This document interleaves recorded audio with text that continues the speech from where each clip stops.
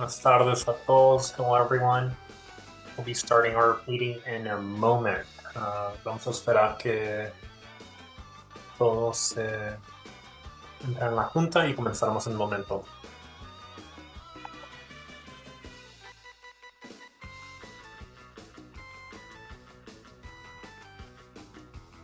Hola, buenas tardes a todos también. Buenas tardes, Salva. Porque no me llegó nada. Buenas tardes. Buenas tardes.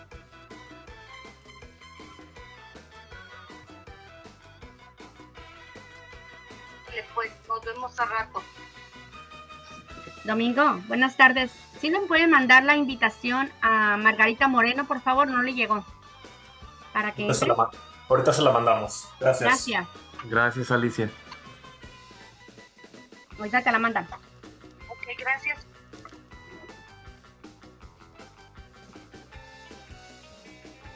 Good afternoon, everybody. Buenas tardes a todos.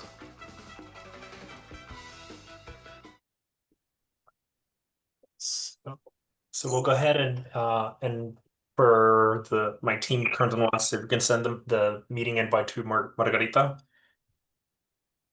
You just give me a thumbs up on the chat. Yep, we're on it. Thank you. So, hello everyone. Thank you for being here with us today. So, buenas tardes a todos. Gracias por estar con nosotros hoy. Vamos a comenzar con nuestras instrucciones de traducción. So, we'll be starting off with our interpretation instructions for today. Primero vamos a hacerlos en español y luego terminaremos haciéndolo en inglés. So, we'll start with the interpretation instructions in Spanish first, and then we'll do them in English. So, para las personas que nos acompañan hoy a través de su tableta o iPad o de su teléfono inteligente o smartphone, favor de localizar el menú en forma de 3 puntos en la parte inferior de su pantalla. De ahí pueden seleccionar Language Interpretation o interpretación del lenguaje. Y enseguida pueden seleccionar su idioma, en este caso el español o Spanish. Para las personas que nos acompañan a través de su computadora, pueden localizar el símbolo de interpretación en la forma de globo en la parte inferior de su pantalla. Hagan clic ahí y después elijan su lenguaje en español o Spanish. Ahora voy a dar las instrucciones en inglés. Here are the instructions in English. For all those joining us tonight through their tablets or iPads or through their smartphones, please locate the menu in the form of 3 dots on your screen. You can click there, then select Language Interpretation, and then select language of your choice. In this case, it would be English. If you're joining us through your computer, you can locate the icon in the form of a globe for interpretation at the bottom of your screen. You can click there and then select English as your language of choice.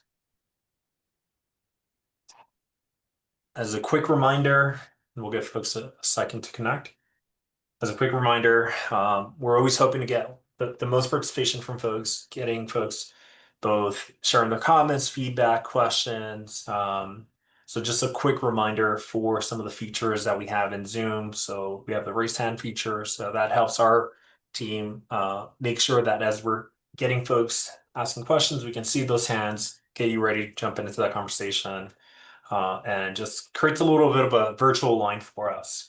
You also have the react button and then the chat as well. So if you have comments, other things you want to add on, don't want to raise your comment orally, you could also just drop in a comment in the chat as well. And we're constantly looking at those, making sure that we are responding to those as well. Our meeting agreements, recap for everyone. So we want to make sure that we are creating space for everyone to contribute. So echoing some of those tools, making sure when to step up and step back. So sometimes we want to make sure that we are seeing who else is in the room and then providing those opportunities for others to jump in. Only one person speaks at a time. Listen to each other, respect each other, others' opinions, knowledge, and perspective. Be conscious of time. We're always trying to pack these agendas with multiple presentations. So just being mindful that we want to hear from everyone and provide that opportunity. And then just speak slowly and clearly for the interpreters, just as a reminder that folks are listening both in the Spanish and English channel. So allowing the interpreters a moment for them to be able to catch up to those comments that folks are raising and translating those for everyone. So with that, I'm actually going to pass it over to Brisa to help us with our roll call. Thanks, Christian. Okay.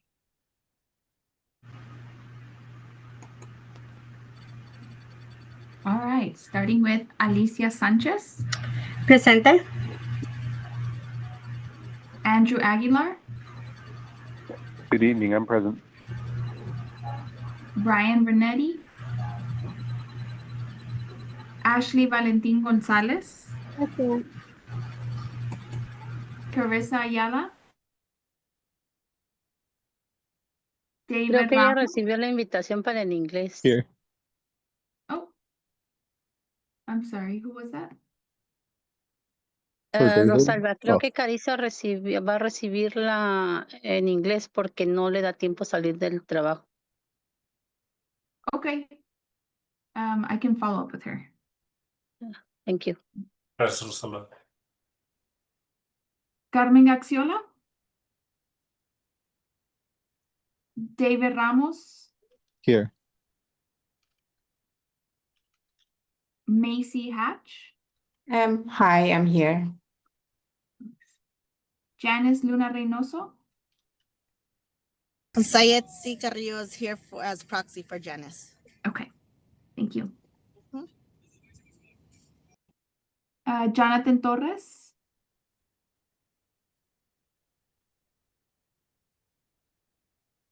Liana Rios,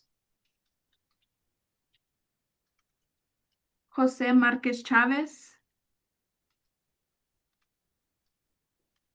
Brent Burge, Present. Josephine Talamantes, Keith Corey, Shelby Busso, Carrie Robinson, Hello, this is Kat Mattel. I am sitting in for Carrie Robinson for Sandag. thank you. Mariela Rodriguez, Philip Gibbons, Philip is not here tonight, but Peter Riker is here for the Port of San Diego. Thank you. thank you. Brisa, I just wanted to make a note. I believe I sent an email. Peter will be, I believe, and Peter, please correct me if I'm wrong, but Leslie is no longer going to be here, but you'll be sitting in Leslie's place. Is that right, Peter? Correct. Yeah. Phil will be Okay. the primary and I'll be the alternate as needed. Sounds Thank you. good. Yeah. Thank you. Margarita Moreno, Presente. Maritza Garcia, Present. Good afternoon, everyone. Martin Reeder, David Welch, Montserrat Hernandez, oh, I see she's absent, Nick Creedy, Sergio Hernandez, Roman Partida Lopez, Safia Haidari, Rosalba Ayala, Presente. Presente. Salvador Razo Ábrica, Silvia Calzada, Present. Stephanie Yoon, and Vanessa Contreras. Okay.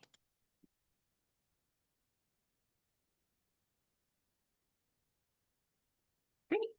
We have 13 present, 16 absent, and we have quorum. Thank you all. Brisa. So I will pull up our presentation again. And we'll go into our agenda. So we have three primary items in our agenda today. So one, we'll be having a presentation from the CART team on story maps and a video series. So we have 2 reps, I think, from CARB. We're also going to be hearing from CARB as well on advanced clean fleets and some updates on that. And then we'll be wrapping up today's meeting with a conversation on defining and measuring success for Portside CSC. So we're hoping to have a number of interactive activities as part of that agenda item. That'll take us to public comment and then adjourning. So with that, I will move us over to the approval of our last meeting. So if folks can bear with me for a moment.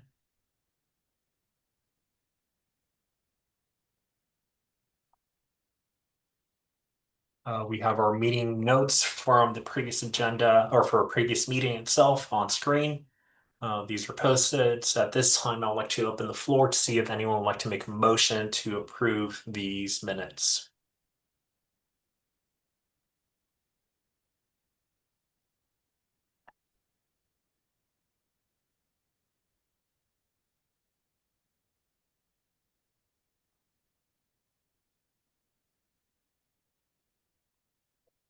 And I'll raise it again. So we do need a motion for meeting approval or meeting note approval. So let's see if there was the first and then a second.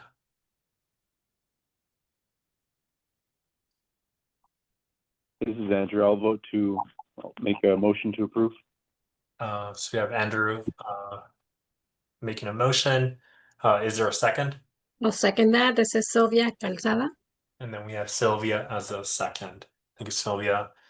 So I want to see if there's any discussion before we move for a vote. So B, do you have any notes? Do you raise them?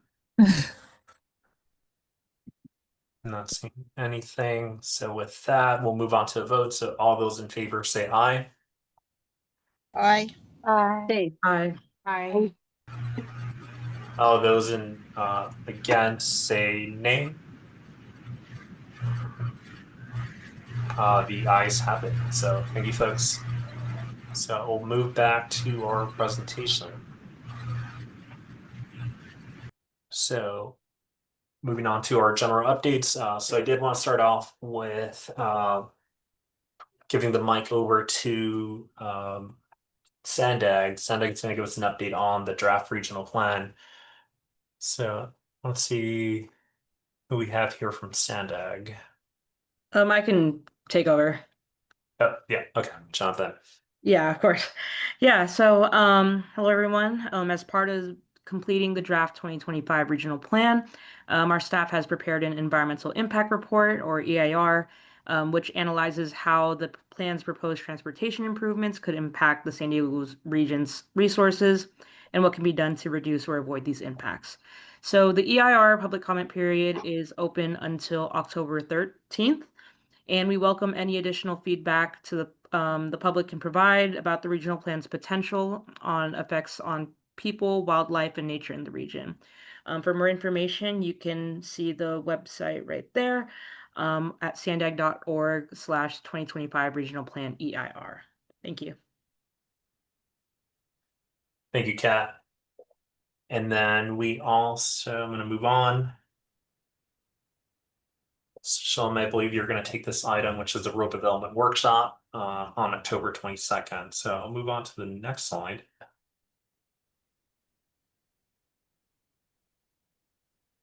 Apologize. I think Nick from Rural Development is here to share on this item here. Sure. Thanks, Shalom.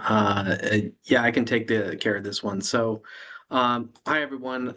Just wanted to briefly share tonight because this will be I think the last Portside meeting before this workshop takes place on October 22nd. So I wanted to make sure everybody was aware of this upcoming virtual workshop that's coming up.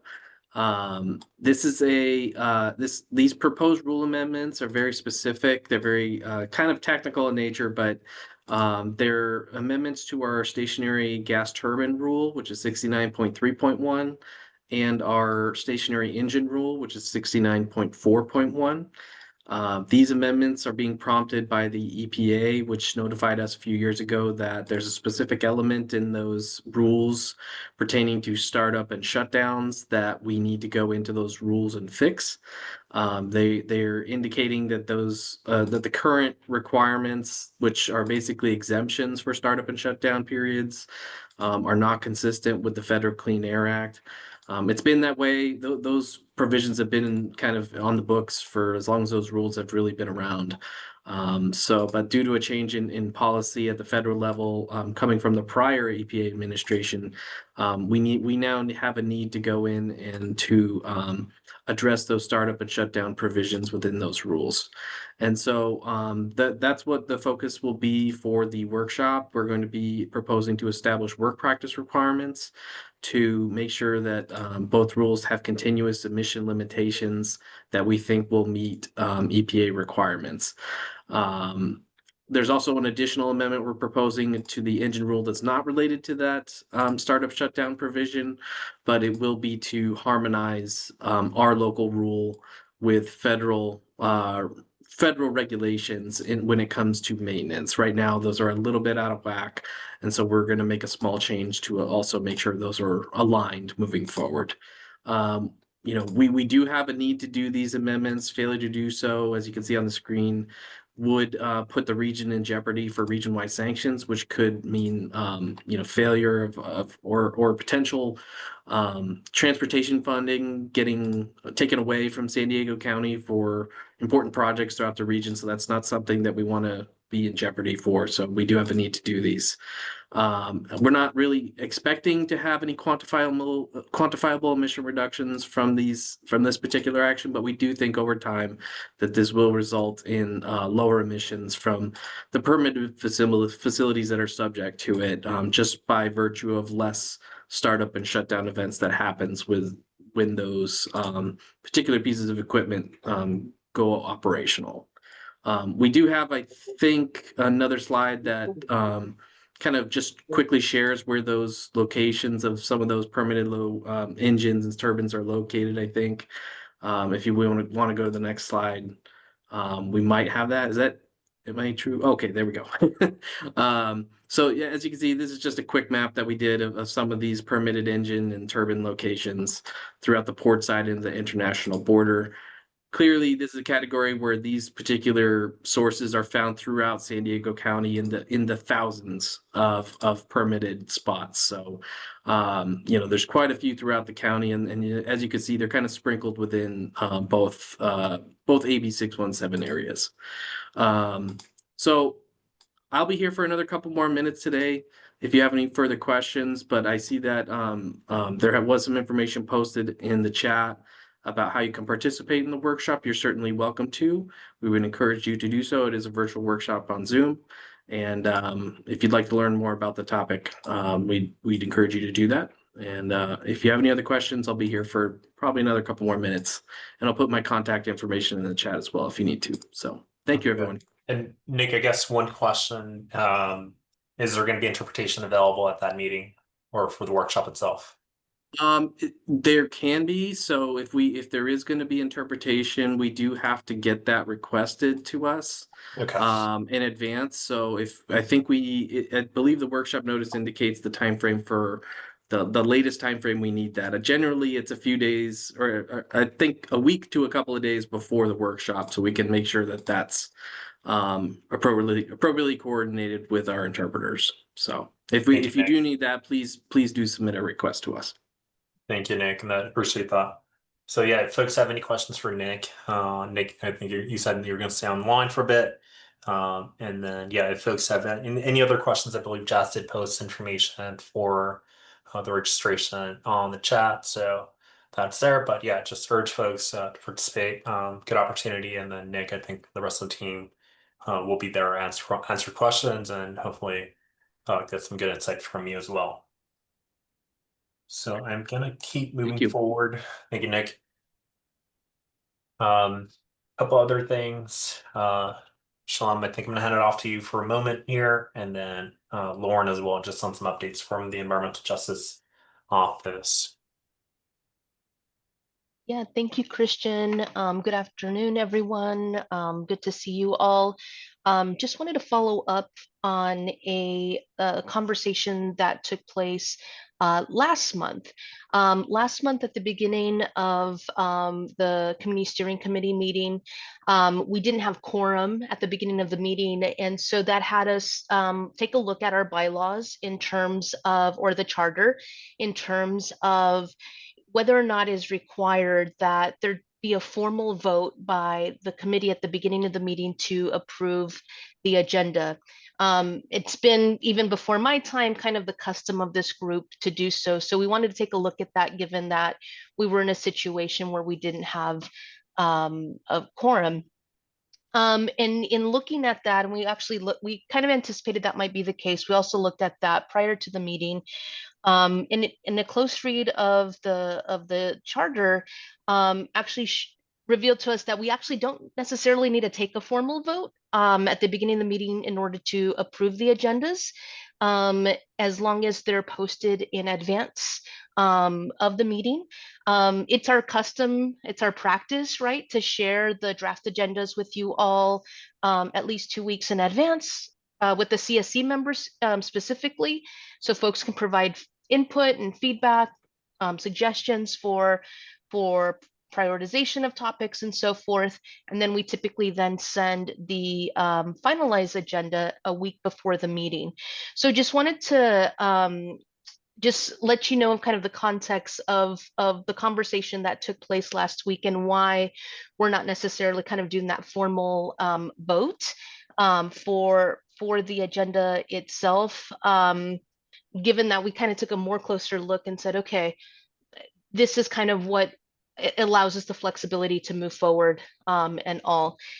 Just kind of one thing to be mindful of too, in terms of the context of that conversation. Last month, there were information items only, so there weren't any items that a vote was to take place on.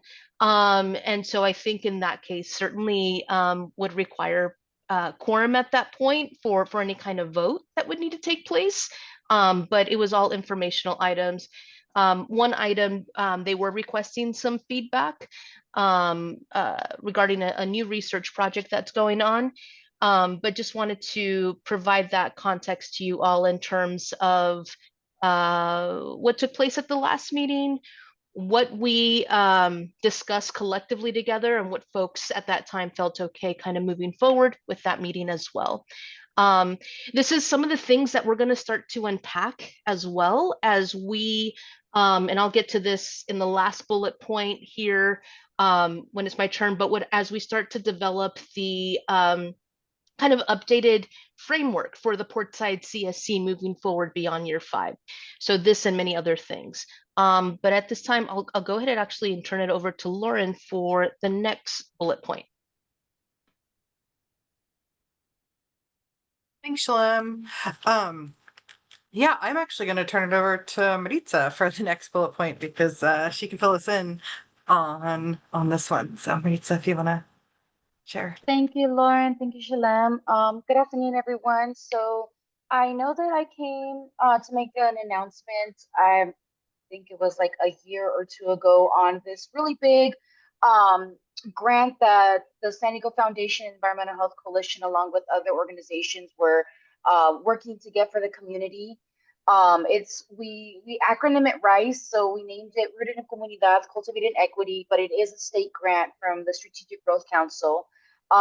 Anyways, we are having a resource fair this coming October 11th, and it's Saturday from 9 to 12. We're really wanting to provide some more information on just the different projects that are coming to the that are coming from the grant, along with other organizations that we've partnered with often, trying to get a lot of resources out to community members. So it's going to be from 9 to 12 at the Tierras Indígenas Community Land Trust building, which is located on 2602 National Avenue. It's right across the street from Cafe Moto. The communities that we are serving as part of this grant, it's actually 8 different communities. So the communities of Barrio Logan, Logan Heights, Sherman Heights, Mount Hope, Shelltown, Stockton, Grant Hill, and South Crest. If you live in these areas or you have friends that live in these areas, I feel please spread the word and come out. It's going to be kind of a mixture of a resource fair and a celebration. We're going to have tamales and champurrado, café de olla for participants. The first 40 are going to be taking home air purifying plants, so either a snake plant or a spider plant. We're going to have music. We're going to have a kids zone with crafts. We're hoping to have some health resources. So I believe that the SHARP, like their mobile clinic, is going to come and provide some services, as well as the food truck that Mount Hope, the Project New Village, typically has around the community. So you can come and purchase some fresh produce. It's going to be a really fun event. I'm going to drop the link to our like registration in the chat. There's no need to register beforehand if you don't think you'll make it, and then last minute you can't. You're still welcome to come. But yeah, I am hoping to be able to have our flyer officially finalized by maybe the end of this week, so that then hopefully we can circulate that to everyone as well. But yeah, hope to see y'all there, and thank you so much for giving me the time. Thank you, Maritza. And I think that's something we can share as part of our digest as well. So once that's ready, send it our way, and then I think we'll include it there. Lauren, I think back to you, and thank you, Maritza, again. Actually, back to Shalem. Doing a little bit of handing off the mic, different places. Shalem, over to you. Yeah, it's a hot potato Yeah. tonight. Yeah, so I wanted to give everybody an update regarding AB617 funding. This funding is what supports our program and the work we do together.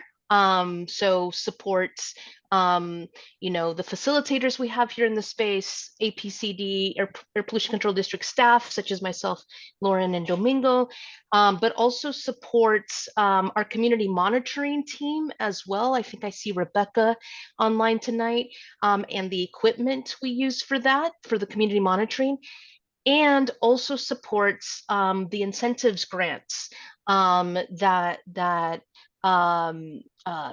the port has received great support from that as well. And so to give you an update, we had sent this in, I believe, last week's email digest, but there was a bill that was supporting and included funding for this fiscal year for the program itself. And so that was approved, passed by the legislature, and then approved by the governor as well. It's about $50 million for incentives, and this is statewide. And then also for implementation funds, which includes, like I said, the community monitoring and the work that the Office of Environmental Justice work does with you all as well, was approved statewide for $45 million, and then about $5 million statewide for community air grants as well. Again, that's statewide. So that's divvied up between the different air districts that are working with communities on the community air protection program. And so we don't know yet exactly how much funding will be coming to San Diego as part of that statewide allocation. But we're just want to say thank you to the full CSC. You all collectively, and also some of you individually, shared with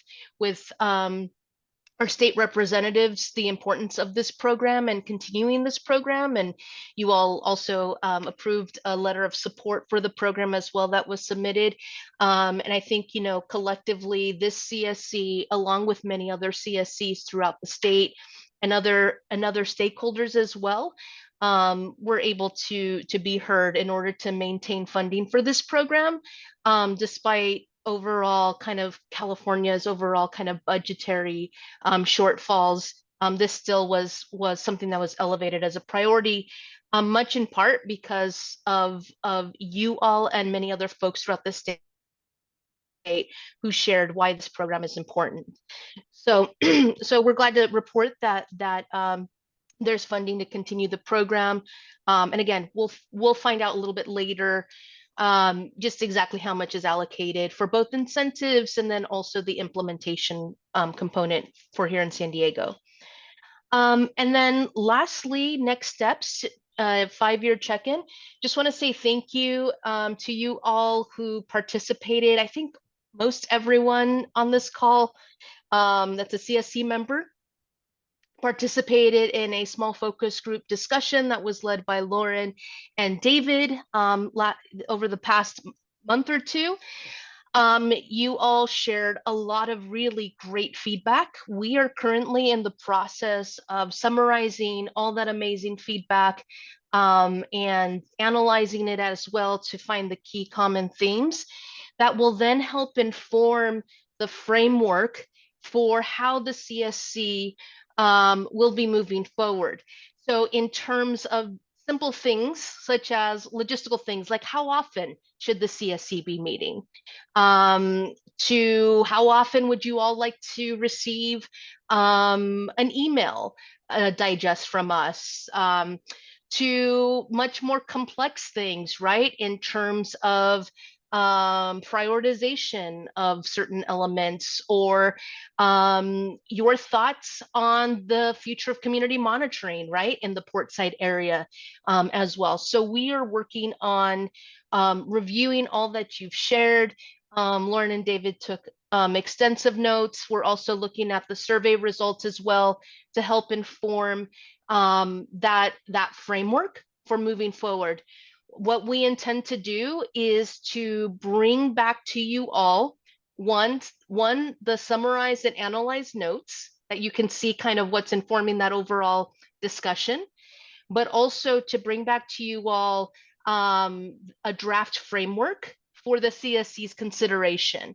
That is going to be largely informed through that conversation, but informed by other elements as well.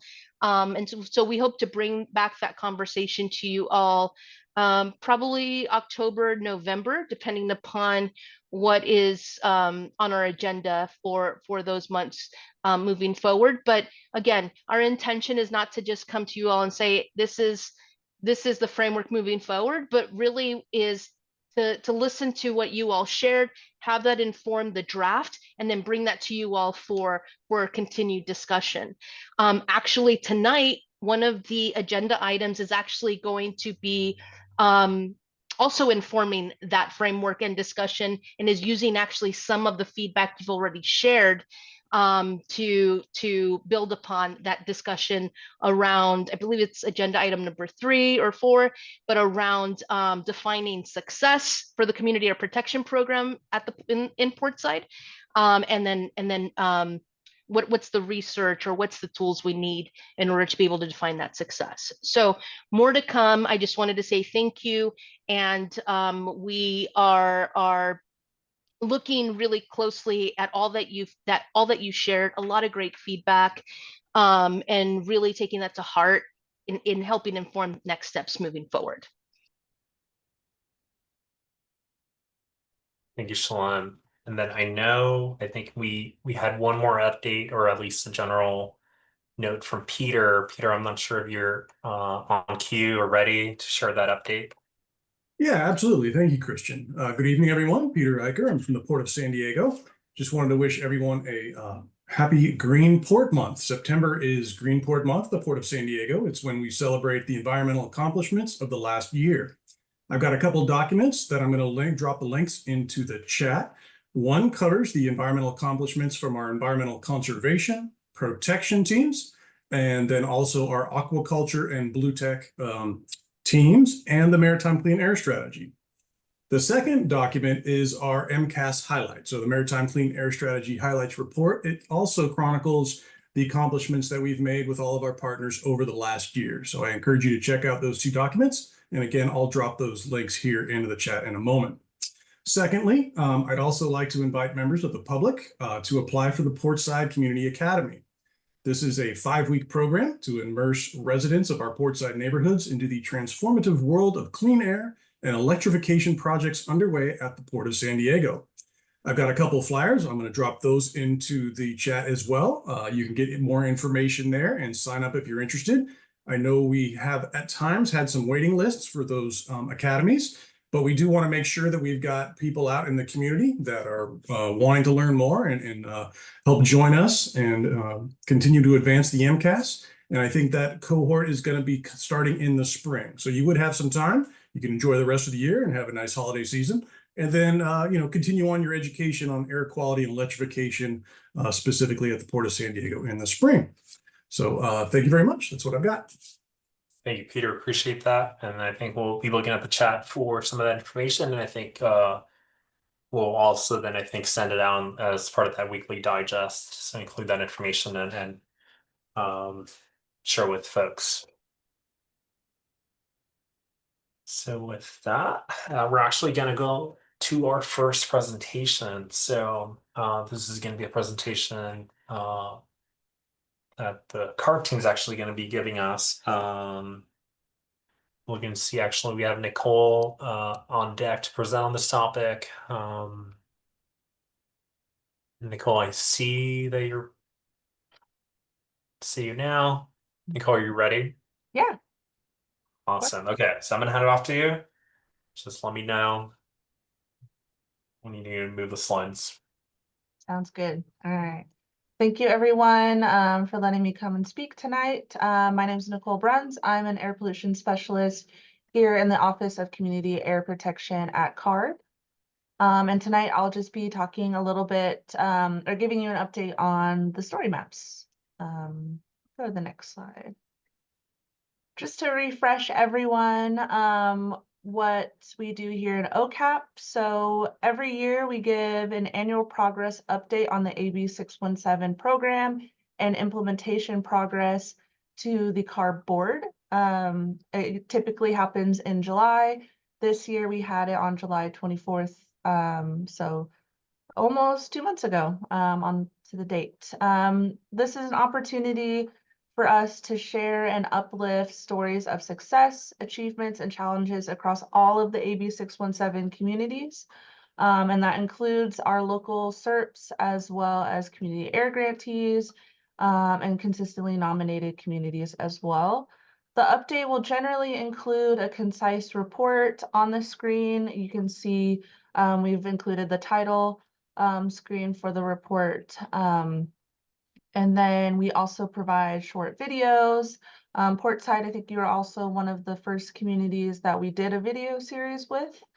And then I believe, Maritza, if you're still on, you were actually not this past board hearing, but the one in 2024 came and spoke on the panel for the CARB board. So we usually reserve some of the board hearing to hear firsthand from community members on their experiences with AB617 and the CERP process. And then we've also created story maps. Last year was our first time creating them for AB617 program or the Community Air Protection Program. And this year we have updated them with the guidance from you all. We came in January earlier this year to kind of get some initial feedback from you all. And so I will hopefully have some time to kind of run through that story map to show you what that looks like. Next slide.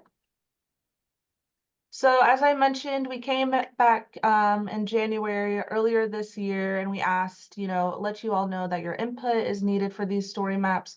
We really want to tell your story and incorporate your vision and your voice into the story maps. So what that looked like is we asked questions of, like, how did you engage with the program? How would you like to share your story? And we made it kind of interactive during the meeting. This time, we really want you all to have the opportunity to fully digest the story maps and provide us your feedback, at times that are convenient for you. And so the story maps, we've incorporated your feedback and updated them. And so the question we're asking now, after you've taken time to review them and look over the story map, is Now that you've seen it, would you be open to sharing your story? And that can look like being interviewed, providing us written testimonials. Maybe there's certain accomplishments of the CSC or throughout this CERP process that you really want to highlight. And so, yeah, we're just excited to see what you think of this updated version, and you know, just get ready for planning for our next one. Yeah, the next slide. So on this slide, we really wanted to show you how we incorporated your input. And sorry, I feel like I have to sneeze, so bear with me if I'm making funny faces. But back in January, so sorry, on the left side, you'll see kind of direct comments and feedback from you all that you provided. And then on the right side, right column, is what has been included in the July 2025 updated version of the story maps. So on the left, starting with the first bullet, achievements was mentioned a lot in the initial feedback. And so we've created in the updated version 2 sections. We have a district-wide and community highlights sections that go through a few of the accomplishments and achievements that have been mentioned to us to include in the story map. On the second bullet, we have included more maps and illustrations.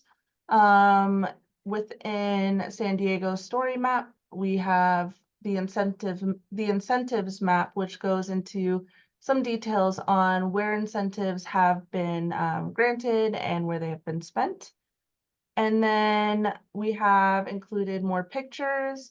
Each section, as you scroll through, there will be text accompanied with either a map, pictures out in the community, at CSC meetings. And then the next bullet kind of goes hand in hand with that. We've also included more video testimonials. There's an audio testimonial on air pollution and traffic. We have the Portside video series that we did with you all. That's a bit of a longer video. And then we've just now, as of today, have published the 2 shorter videos for the International Borders Community, IBC CSC. So those are live and incorporated in the story maps as well. And then the last bullet is very specific to Portside. What came up a lot was air monitoring data. So we've included resource links to the Community Hub 2.0. It's also translated in Spanish. So on the Spanish version, or when you go to Community Hub 2.0, you can select that option and view it, view all this data in Spanish. And then another thing that was mentioned a lot in our initial feedback was the community expectations document, which we've learned is the Portside projects and lease expectations document that is linked directly in the story map. And when I have time to kind of scroll through that, I'll make sure to mention that so you can all see where it is linked within the story map. Next slide. This slide just talks about the timeline, kind of where we started, and then throughout the middle of the year, and then where we're at now. So as I mentioned, I believe Portside, you were one of the first communities that we came and spoke with in January.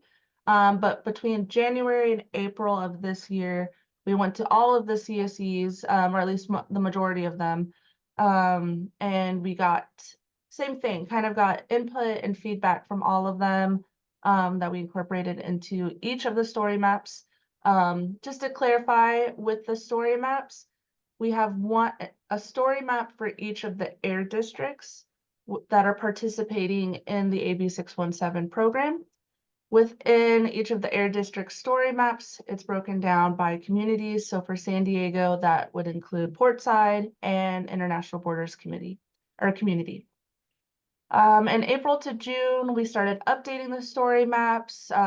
We included a lot more media and narrative, as well as with San Diego, included a lot more testimonials.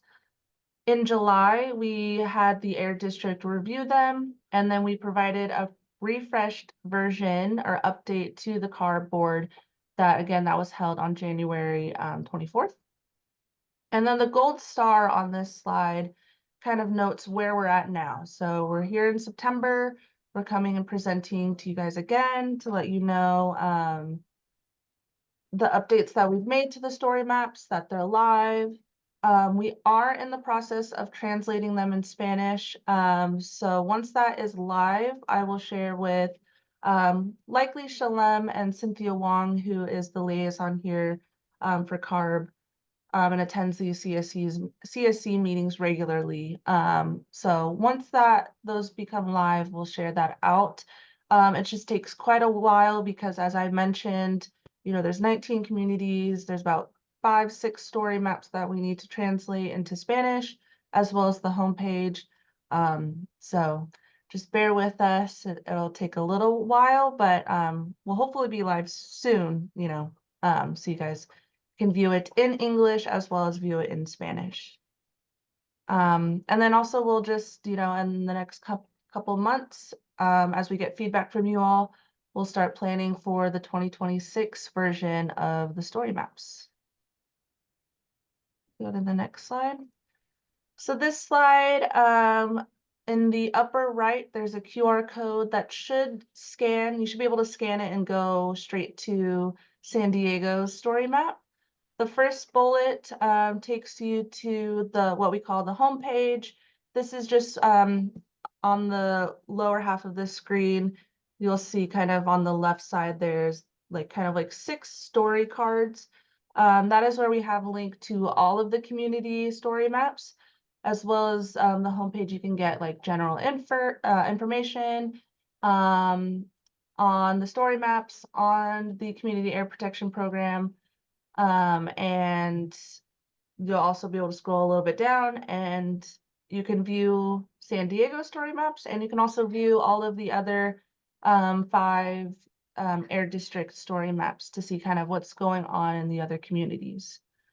If we have time, I can share my screen and kind of just show you what the 2024 to 2025 story map looks like. Yep. We're good on time. So I'm gonna stop sharing, Nicole, and then if you want to pull up your screen, that would be great. Yeah. I may need permission. On my end, it's showing that it's disabled.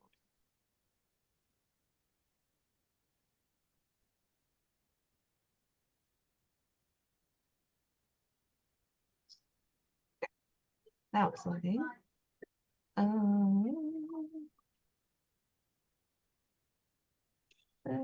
Yeah, I think I have the agenda pulled up right now. Okay. Is it showing my screen? Should be Yes. Air Protection. Okay. Yep. Great. So this is on that last slide. This is the first link on that slide. It takes you to the Community Air Protection Progress homepage. And as you can see, we've got a little bit of an intro paragraph. We have some of the video series that features 4 videos right now. We have one from Calexico. Here's the one for Portside. And then we have one for Stockton in the San Joaquin Valley. If you scroll down, this is where the story cards are. This is where you can find San Diego as well as the 5 other air districts. And then if you were to continue going down a little bit, this is where you'll just get some more resource links to CERP implementation, community air monitoring implementation, community enforcement, and community air grants and incentives. And so on each of these little info cards, there's links to the accompanying places. It's a great place to find any links that you want if you want more information. And then we have here Community Progress Story Map Vault. That will take you to all of last year's renditions of the story maps, just in case you're curious to see what it looked like last year if you didn't get a chance. But to see the updated version, you'll click on this link here, and it will take you to San Diego. You might notice the picture looks a little fuzzy. I'm going to give a couple of disclaimers before we kind of get into this. The story maps like program that it's run through is Esri. It can be a little finicky. So like you might notice with this on my computer, this image looks a little fuzzy. If you condense it down or if you're viewing it on your phone, it'll look clear. But again, it's just a little finicky. Also, if you do click on the link and it takes you to what looks like a traffic cone and it says like, error or something like that, you may need to go in and clear your cache or clear your cookies and refresh, and then it should be working. That's the advice we've been given. I just think that this program or this software just uses a lot of programming, and so if you come across that issue, just keep in mind to clear your cache or clear your cookies, and you should be able to view the story map. As you scroll through, there will be some intro paragraphs, and you'll have some navigation links here. You can go to the district-wide highlights, you can go to community-specific highlights, and then you can also go to Portside or IBC, International Border Communities. We also have them linked here as well. And then there will be just some photos, accompanying text. Sometimes it takes a minute or two for images or maps to load. This here is district-wide highlights. We get into some community-specific highlights, starting off with the incentives map. As you click through this, you can see there's different incentives, projects funded, broken down by their categories. And if you click on one, it may take a second to load, but you'll be able to get some information such as grant amount, category. This was for infrastructure, and it was for you all here at Portside. So yeah, you'll be able to just kind of click through, and I think it'll just kind of take you, if you click these arrows, it'll take you through the different incentive projects. And then now we're into Portside section. This will just go through some accomplishments that have been shared with us. We have the video series that features, I think, a few of you here that are present today, as well as some of the Air District staff. Again, more accomplishments. And this is the section where you will see the Portside project and lease expectations document. So we have it linked in this section. That was something that was mentioned quite a few times in the initial feedback that we got. This is the International Borders Community section. As I mentioned, we have the audio of a testimony on air pollution and traffic, more media. These are the few of the videos that they're a bit shorter than the Portside video series. I think they're only about a minute or 2 minutes long. And they're just quick testimonies on, cross-border traffic and pollution. And I believe we have one for the hydrogen sulfide, Tijuana River. On this section here, River Valley public nuisance odors. This is the hydrogen sulfide.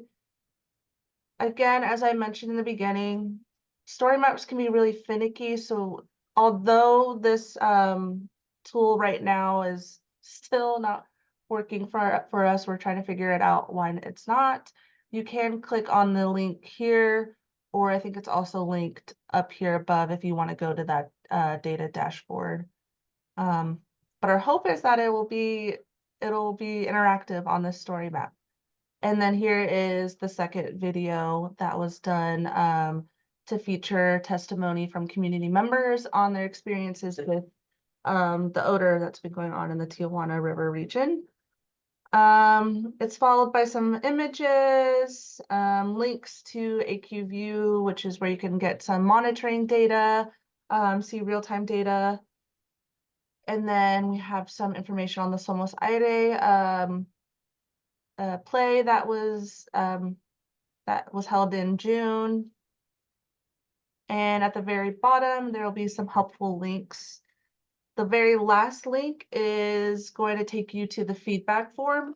So as you sit at home or wherever, and you have time to kind of go through this story map and you scroll to the very bottom, you can provide us some of your suggestions and feedback on that. And I'll just share what that looks like really quick. It'll take you to what I think this might be showing what it looks like on my end, but here's what it'll look like on your end. You'll click on that link and it'll take you to some questions. You don't have to answer all of them. You can also provide your feedback anonymously. We do prefer, if you can, to just let us know what community you're a part of, so that way we know kind of where to address these feedback to.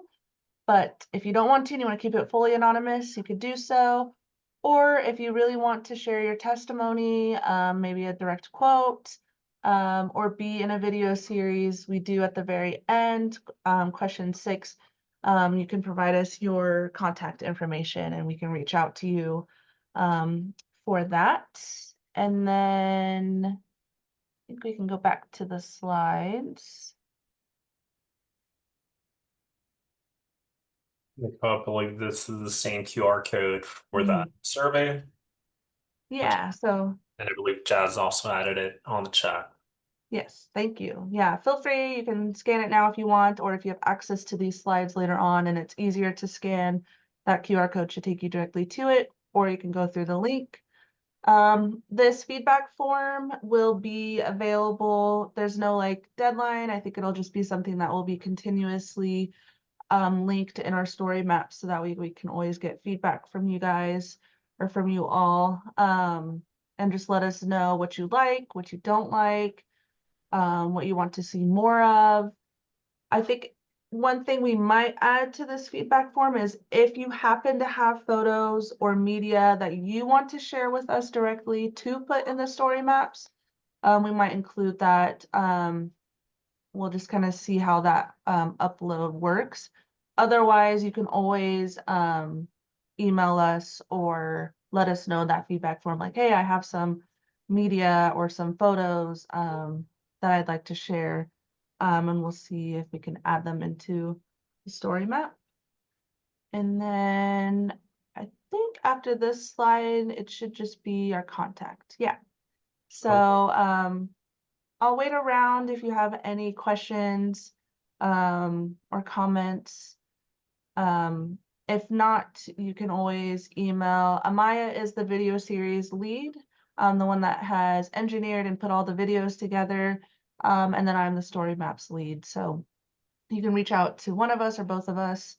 But we would just love to hear from you all. And thank you again for letting me come and speak to you to show you kind of what updates we've incorporated. Thank you, Nicole. And yeah, again, we have all those links in the chat. So folks, do you want to just like echo and raise that point? I think, Nicole, this is an opportunity essentially to like tell a story, I think, of Portside and CSC itself. And I think having the ability to shape that story, I think Lauren or Nicole, you talked about, you know, if folks want to do like videos or add imagery or things like that kind of feedback. But yeah, just want to raise that. So I think if folks do have questions for Nicole, I think you're going to stick around for a minute. But we have all those links in the chat. And then if folks have any questions, contact info is also in the chat for Maya and also Nicole for both components, both the video series and then also that story maps component. But Nicole, thank you so much for being here. Appreciate it. If folks have any questions, please reach out to Nicole. Yeah, thank you. So we'll keep moving through our agenda. So for our next item, we're actually going to have a presentation from CARB as well. This is going to be on the advanced clean fleets. So some general updates. Dale, I think you are here. I believe I saw you earlier, but if you are ready to present. Oh, thank you so much, Christian. And thank you to the group for allowing me to come and present today. I really appreciate the opportunity. My name is Adil Mahmood. I work for the California Air Resources Board in the Compliance Assistance and Outreach Branch. And today I'm going to be giving an update and a basic overview of what the Advanced Clean Fleets regulation is. I'm sorry, Adil. I'm sorry for interrupting. Christian, did you want me to provide some grounding first, or did you want Adil to go straight into the presentation? I think some grounding would be great. Adele, I'm sorry. I think, yeah, I think some update, like a general grounding, I think would be great, Shalom. So maybe Yeah. pause here and then hand back over. Yeah, I apologize for the interruption. Just wanted to provide some just high level grounding. Adil's gonna repeat much of what I'm saying already, but the more we hear it, you know, hopefully we'll be able to kind of unpack something that on its surface can be seemingly complex, but is really, you know, connected to the work we're doing here collectively. So why are we having this presentation, and why is it relevant to the Portside priorities and the community emission reduction program that you all collectively developed? Adil's going to cover this as well in the last few slides as well, but just to provide a little bit of background, the Advanced Clean Fleets rule was originally adopted by the California Air Resources Board, CARB, right, back in 2023. And essentially how it was originally thought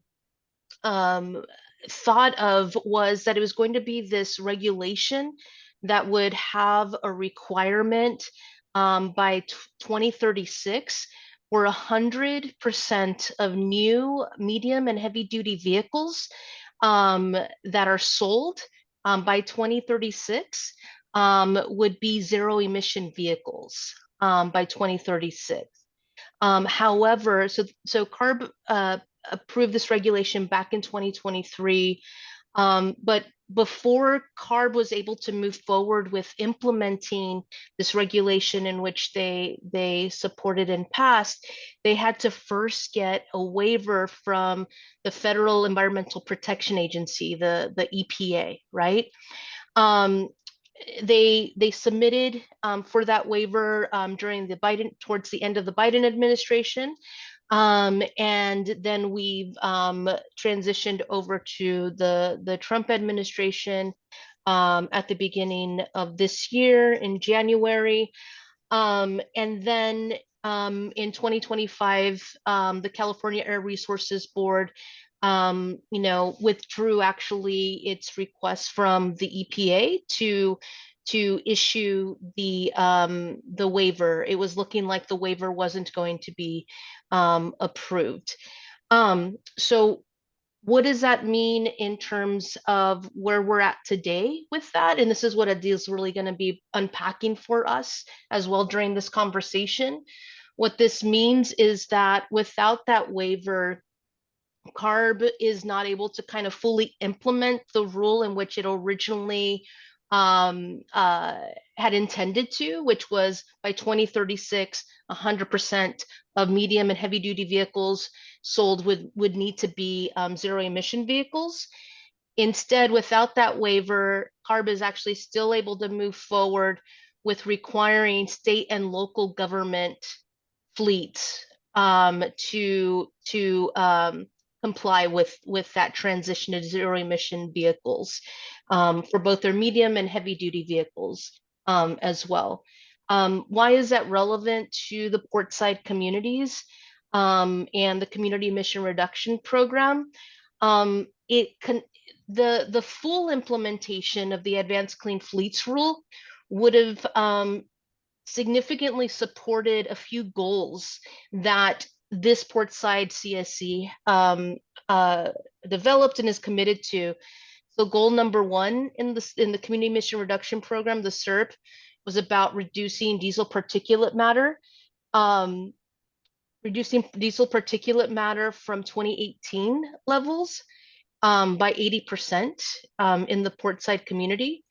Goal number two is about having 100% of the heavy duty and medium duty vehicles transition to zero emission vehicles 5 years ahead of California state requirements, which was looking at the Advanced Clean Fleets rule that was supposed to be fully implemented by 2036.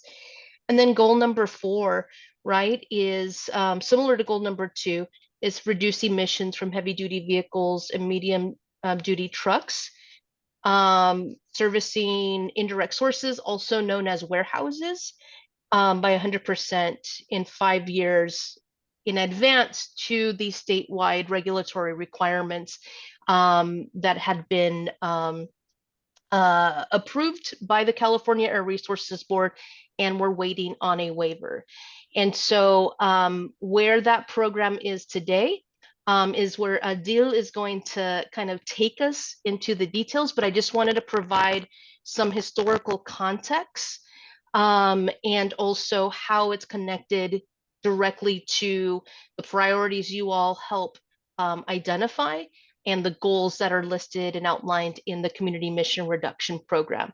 Some of what Adil might share will probably be repetitive as well, but I just wanted to kind of provide that historical context and grounding as it relates to the relevancy and importance of the CSC. So with that, I'm going to actually turn it over to Adil. Thank you.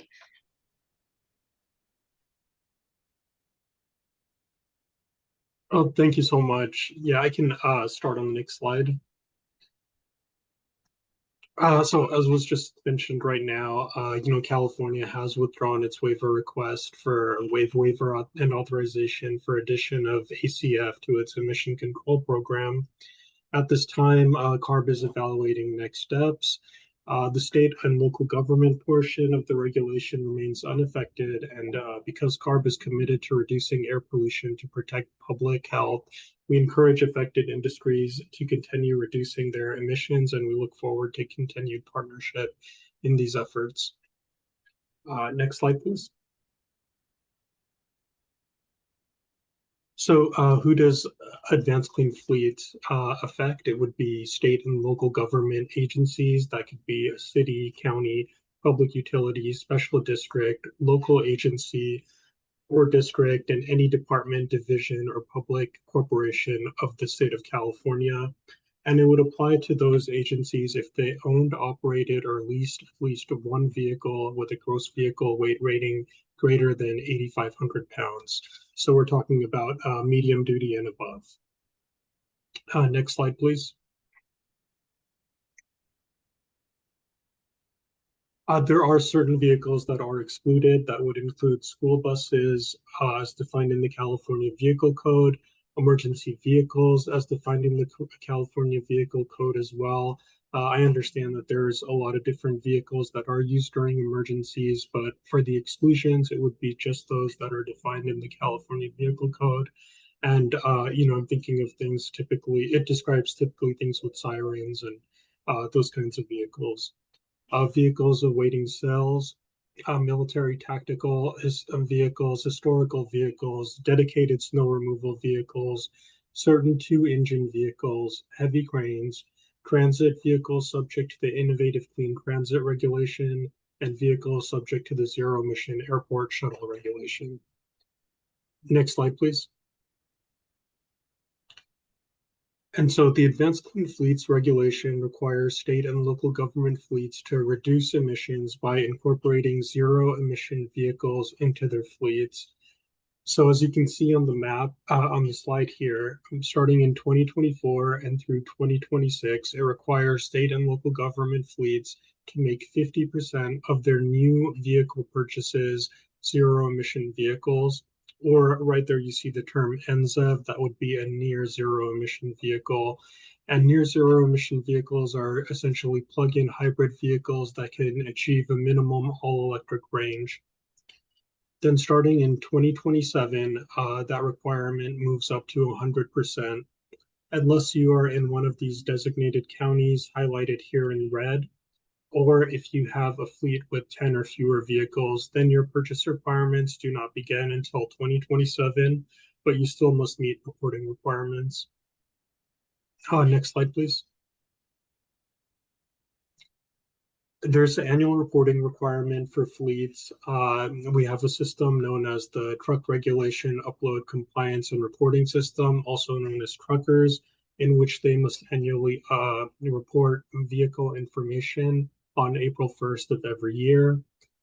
They must report changes in the fleet, such as vehicles that are being added or removed from the fleet, or backup vehicles that exceed allowable mileages, or also if they have a vehicle they can convert to a zero emission vehicle.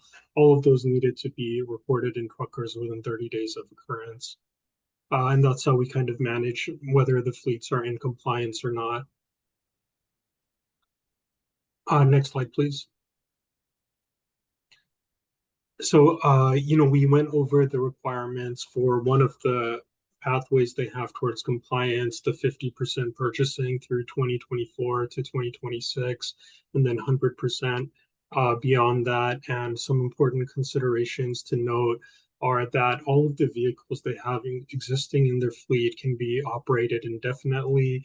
They're not required to retire any vehicles based on age or mileage. And then also, if they're purchasing vehicles in excess of their requirements, they would be allowed to purchase an internal combustion powered vehicle in the future. So for example, in 2025, let's say a fleet purchases 10 vehicles, 6 of them are zero emission vehicles and 4 are internal combustion powered vehicles. That would be one more than their 5 or 50% requirement, so that they could purchase one internal combustion powered vehicle beyond 2027. And these provisions are some flexibilities that state and local government fleets have to meet requirements. I'll be going over some additional flexibility requirements in the later slides. Next slide, please. Some additional considerations are that compliance is assessed based on all of your purchases throughout that year. So like I said, for 2025, it would be 50% of purchases made in a calendar year. So we're just looking at purchases in 1 year. And as I mentioned before, non-transit vehicles owned by transit agencies subject to the ICT regulation are exempt through 2030. And that would be like their support vehicles or their white fleet vehicles that are used to carry repair equipment, that kind of stuff. Next slide, please. The second compliance pathway that fleets have is known as the ZEV milestones option. So instead of following the purchase requirements that we described on the earlier slides, this pathway provides more flexibility for fleets to purchase zero emission vehicles beyond 2027. In this pathway, they also do not have to retire vehicles based on age or mileage. And as we go to the next slide, I can show you what their purchase requirements look like. Oh, excuse me, before we get to that, we also have a reporting requirement here that manufacturers must meet to be in compliance. And of course, we use those reports to see, where fleets are in terms of meeting their purchase requirements. State and local government fleets can choose this option up until January 1st, 2030. But once they do so, they cannot switch back to the prior compliance pathway, and they must waive right to statutory useful life for vehicles, which I'll explain more in the coming slides. Next slide, please. So here you can see what the milestones requirements are. It's different because it doesn't have a purchase requirement based on year. Instead, you must show that your fleet meets these percentages. For example, in 2025, 10% of your Group 1 vehicles must be zero emission vehicles. As you can see, that percentage ramps up as time goes on. And you can also see that different vehicle types are grouped together based on those that are easier to electrify or operate as zero emission vehicles in Group 1, which are box trucks, vans, 2-axle buses, yard trucks, and light duty package delivery trucks, with the more challenging vehicles to operate as zero emission vehicles, such as sleeper cab tractors and Class 8 specialty vehicles. being in Group 3, for which requirements don't start until 2030. And so fleets must comply with these, we call them milestones, as time goes on. So you can see here by 2042, 100% of the fleet must be comprised of zero-emission vehicles. And something important to keep in mind here is that though fleets don't have to retire vehicles based on age or mileage, they may have to retire vehicles to meet their milestone requirements. So for example, if they purchased a vehicle in 2039, an internal combustion powered vehicle, by 2042, they would need to remove that vehicle from their fleet in order to meet the 100% requirement.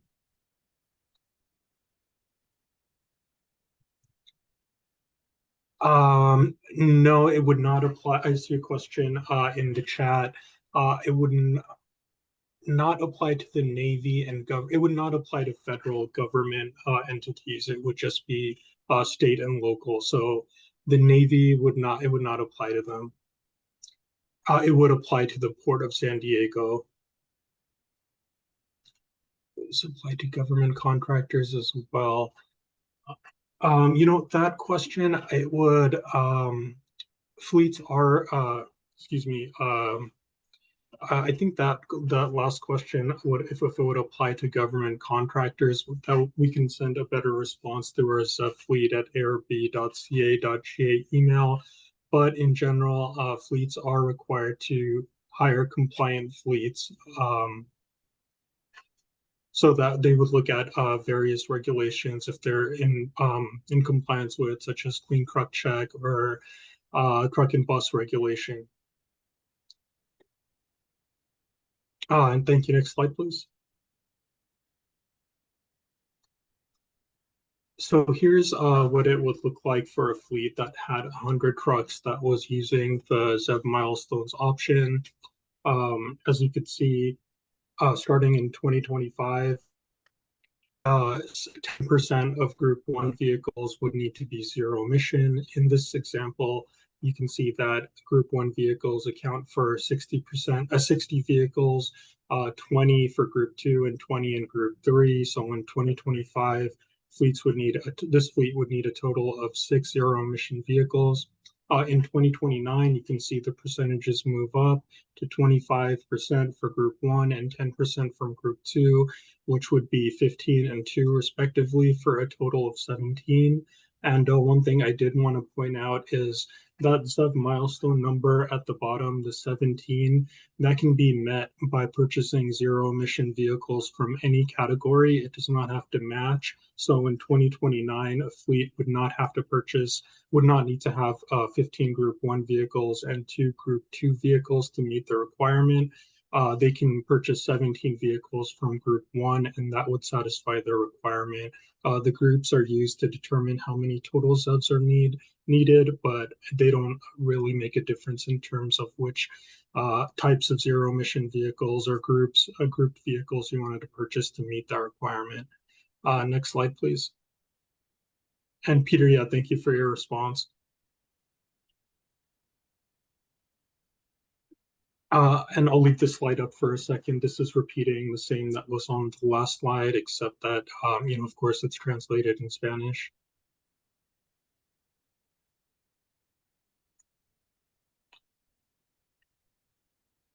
Oh, on this slide, we see several exemptions and extensions that fleets can use to comply.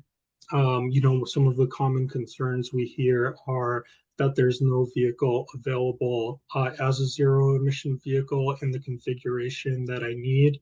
For something like that, we have this purchase exemption, which would allow you to purchase an internal combustion-powered vehicle if your zero-emission vehicle is not available.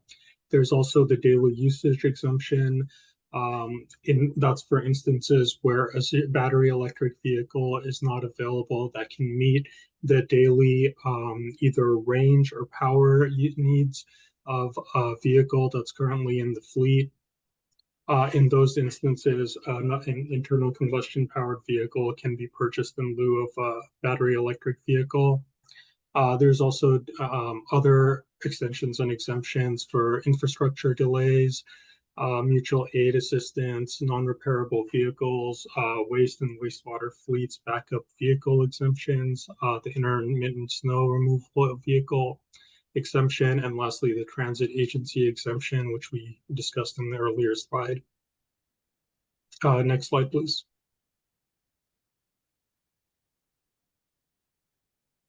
And here we can stay on this slide for a second. It's the same slide as before, except that it is translated in Spanish. And then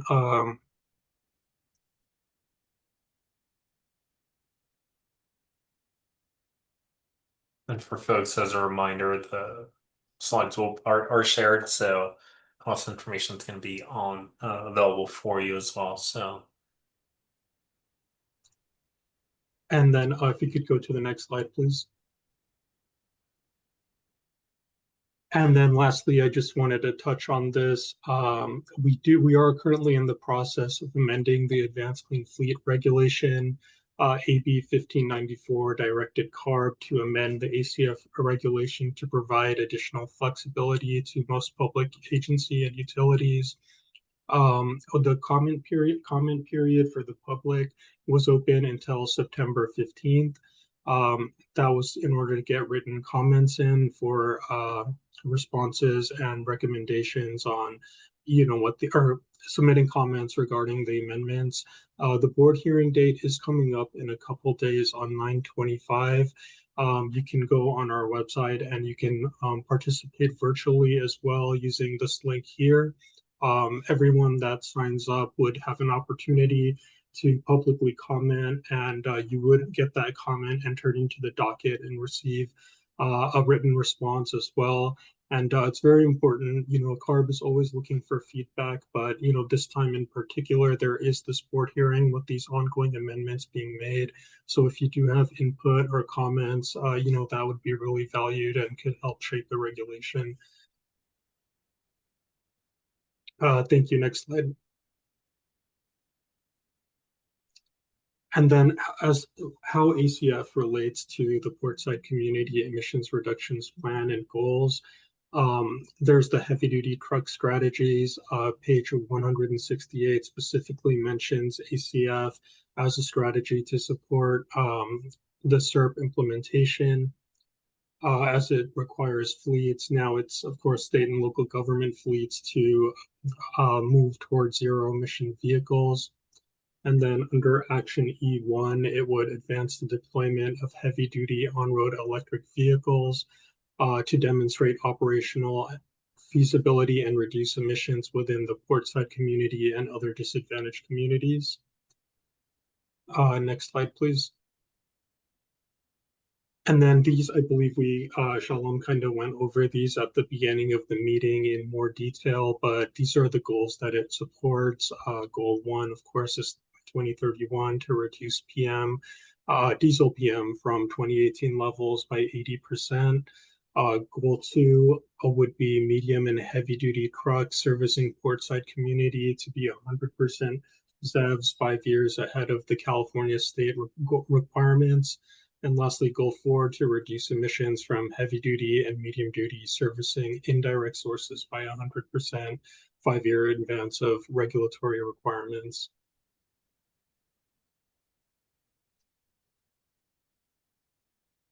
Thank you so much for the opportunity to present. If you have specific questions regarding compliance, the zfleet@arb.ca.gov email is our help email. And then we also have our phone number, 866-634-3735. thank you, Dale. And then I think the one question, I think, Shalom, you brought it up in chat, which was whether contractors would be then also, the rule would apply to contractors. I know we saw a response from Peter regarding the port as well. And Peter, I think you noted that the port is working on this and that there is that transitioning happening. But Dale, I think for the contractor part, I don't know if you can maybe send a response once we get some clarity on that. And I think we can share with this group, maybe as part of the general update at the next meeting as well. Sure. But thank you so much, everyone. And then if I don't know, we'll see if there are any other questions to this topic. Andrew.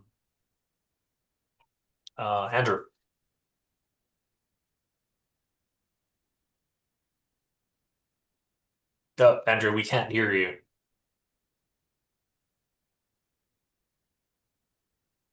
No, we still can't hear you. Can you hear me? Now we can hear you. Sorry. Perfect. Sorry, I hit the wrong button. Adil, thank you for the presentation. I really appreciate that. And as an engineer and a real data sheet junkie, I've really enjoyed diving through the Air Resources Board's various models, air emissions models, year over year. And one question that I had with respect to ACF was that, I noticed that even in its original iterations, the target was for medium and heavy duty trucks, which are major, sources of exhaust DPM. But has there been to date any sort of regulatory gap analysis on other sources like light duty vehicles, as like light duty trucks, light commercial trucks? Because in some analyses, or depending on how you split the data, it would look like actually the ambient pollution coming off of those sources are actually exceeding that of medium and heavy duty, because there's been such a big emphasis on medium and heavy duty trucks year over year. So to your knowledge, has CARB taken a look at that? I'm not aware of any discussion of a regulation based on the light duty fleet side that would require purchasing requirements. Of course, we are generally looking at emissions data from all sources, but as of right now, I'm not aware of any regulation that's been proposed for the fleet side, such as advanced clean fleets. I have not seen like an analogous version for light duty yet. And I do want to make sure that, and Andrew, thank you for that question. And Dale, I think maybe that's part of, if you can send a follow-up on that and see if there is any other efforts happening with light duty. I am looking at time, and I want to make sure that we have ample time for our next item. But Andrew, if you have any other questions, feel free to drop them in the chat. Dale, I think you're going to be sticking around for a moment again before heading out. So we'll keep moving through our agenda. Thank you, Andrew. So for our next item, Shalom did kind of share a little bit about this. We did want to start having this conversation about the definition of success. So I'm going to do a little bit of a kind of start to this discussion, but we want to do interactive discussion with folks today. We'll be going through a number of topics and questions. Through those, we're going to be using some polls, raise hand features, and chat as well to get your thoughts and feedback. And then we'll be wrapping up some of that discussion with a conversation on a whiteboard as well. But we want to make sure that as we start this discussion, that we kind of like center the focus on this is solely focusing on how we're defining success and not specifically the topics themselves. So I just want to kind of like have that little bit of a preface to this conversation. We want to make sure we're getting everyone's feedback and input as part of this conversation. So if there are any like lingering thoughts or things that don't get fully addressed as part of this conversation, it's something that we can revisit at a future meeting as well. But with that, and Jazz, I believe we had a little bit of a test for this as well. So if we can launch that so folks can kind of see how we're going to be using our poll. So the question is, how important do you feel this issue is? So our test, very simple. Ice cream is the best dessert. So between 0 and 1, 0 being not important, 10 being the most important. So we'll give folks, and this one we have it on scale from 0 to 5. So give folks a moment. And then we can end our poll, show results. So we see that at least 38% of folks, those that participate on this poll, think that ice cream is really important. So very basic idea. We'll be using this on some of the different topics that Shalom and Domingo are going to be covering. So with that, Shalom, I'm actually going to hand it off to you and Domingo to start us off. Thank you, Christian. Can we go to the next slide, please?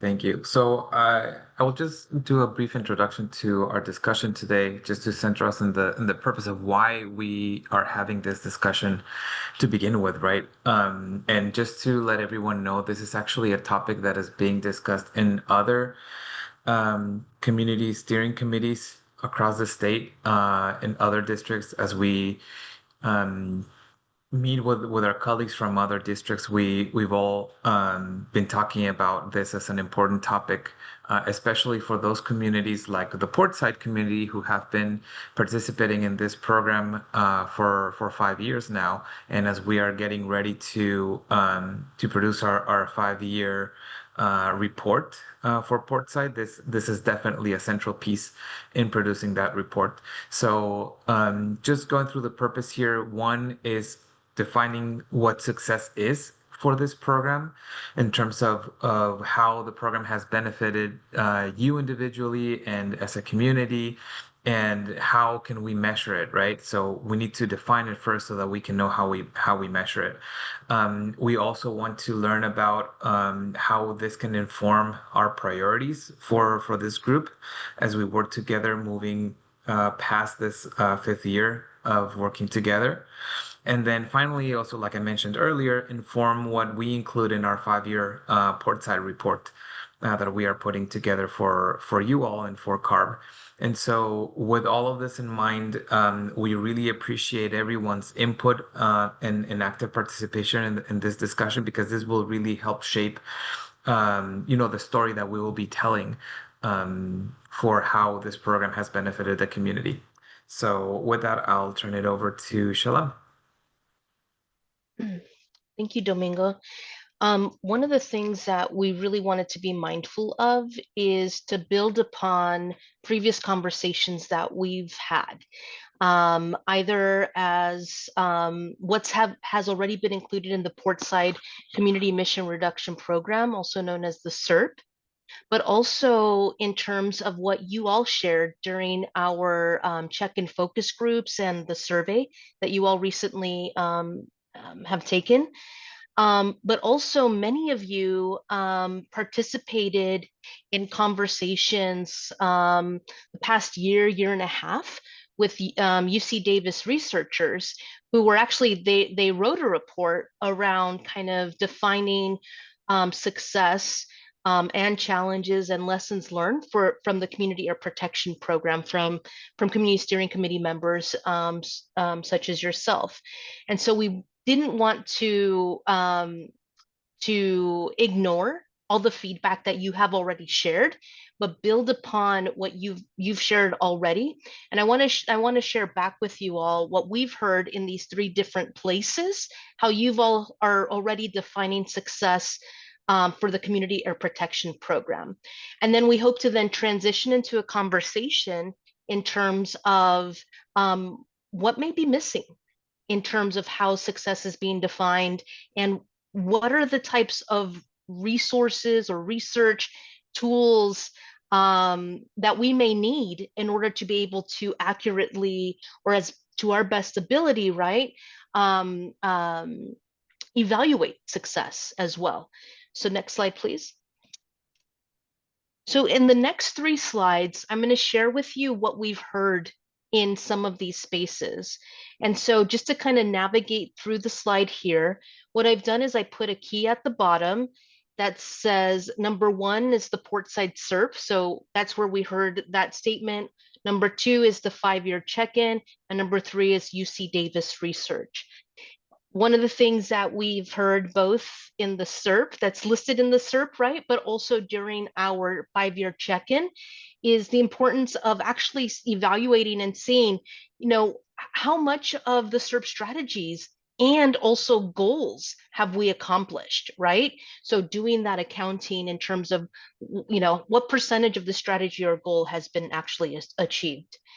We also heard in our 5-year check-ins the importance of looking at how incentive funding, grant funding for this program has resulted in air pollution or emissions reduction, right? So looking at how much money was spent, but also how much pollution was reduced as a result of those grant funds as a metric for success as well. Additionally, part of the 5-year check-in is not only looking at how much pollution has been reduced, but looking at how has the community, in addition to the reduction of pollutions, received tangible benefits from those grant programs as well. And so in between each of these slides, I believe there's a poll that's going to come up, and love to hear from you all collectively how important these issues are. I'm going to turn to Christian to kind of cue us up for this first poll. Yeah, so we have a first poll on screen now. So the poll, you'll be able to scroll down through those 4 items. And as we did for our little ice cream test, we are on a scale from 0 to 5. 0 being not important at all, 5 being the most important. So we'll give folks a few minutes. It is four topics. We're seeing all 4 of them on screen right now. So we'll give folks maybe like around a minute or 2 before we move on.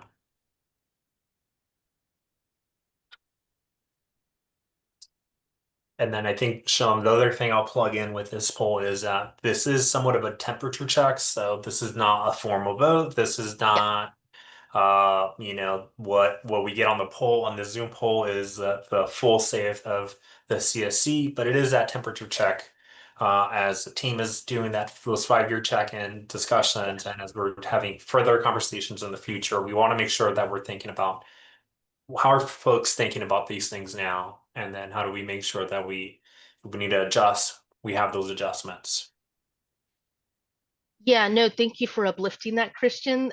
This is not necessarily a prioritization exercise, but it's really to check our work. Did we hear you all accurately in terms of identifying these themes as items that you all have shared in the feedback as well? So I'm looking at our percentage of folks that have participated. And I do want to echo the other things before we close off on this item, is if folks do have any other, and we have those 4 topics on screen, you can see inside it says that was exactly where I was going. If you can't see the poll, do let us know in the chat. If any of these specifically items that you see on, you can drop in the chat. You can just put a number if you want on it associated, completion of CERP strategies.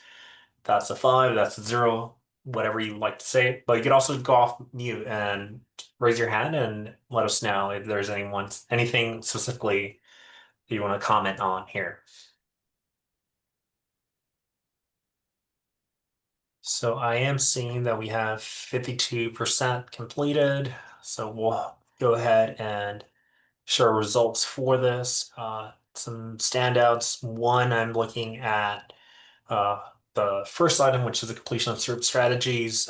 We do have at least one person that did not see that as a more important thing, but then we had the majority of those votes as number 5, which would be really important. The same thing for the accomplishment of CERP strategies.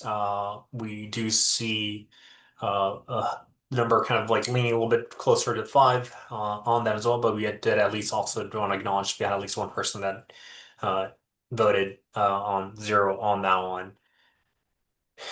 For the incentive funding associated with emission reductions, of that one we do see the distribution mostly on 3, 4, and 5, with 5 being the highest. And then the same thing for number 4, which is the incentive funding for tangible community benefits. So we see number 5 as being the highest, and then followed by number 3 and 4. And Margarita, so si tiene problemas con vamos a tener varias oportunidades más, o si quiere poner sus comentarios en el chat, también lo puedes poner en el chat.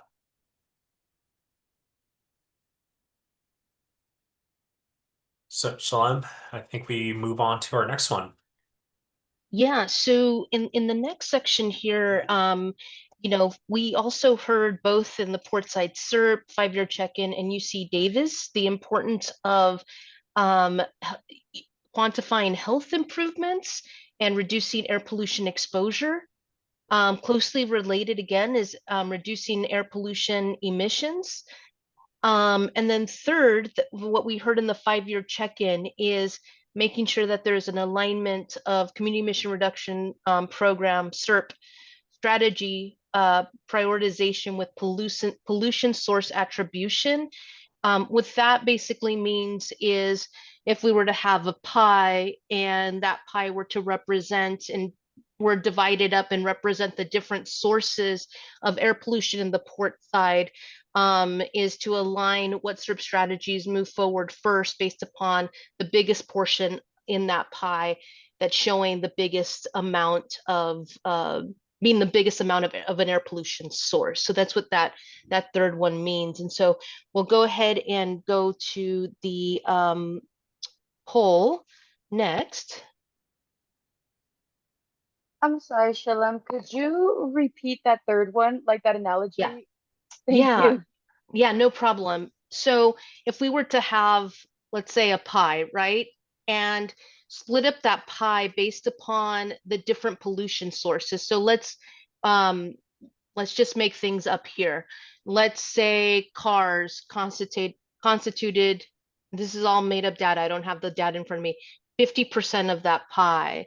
And let's say welding instituted 10% of that pie. And let's say heavy duty vehicles represented 40% of that pie. I'll make believe numbers. What this is saying is based upon the biggest amount in that pie is to focus on those strategies first, over strategies that are targeting sources that have smaller piece of that pie. Does that make sense, Maritza? Yes, way more sense. Thank you. Okay, Sorry, sorry I about that. think I just got lost on the first time. No, you're Yeah. good. Okay, sounds good. No worries. And we'll give folks a moment for this one. I just want to make sure we do get through all of them. So I'm looking at our percentage of completed. So, and then for Margarita and Sayesi, I think hopefully you're able to see this poll.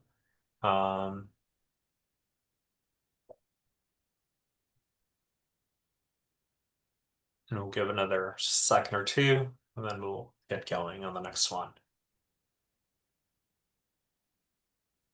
And again, these are temperature checks. If you want to just take in the information and then have a conversation later on, that's also something that's possible as well. So again, 0, not important, 5 is really important. So I think we can end the poll, show the results. So we are seeing 5s. Number 2, the air pollution emissions reduction. I think we're seeing a distribution between 3 and 5. For the third one, actually, the line that we are seeing at least a 1, so I do want to call that out. And then 4s and 5s as next things here. So we'll keep running through these. Shalom, I think we have one more. Yeah, and so this is the last set of what we heard in terms of how to define success for the Community Air Protection Program.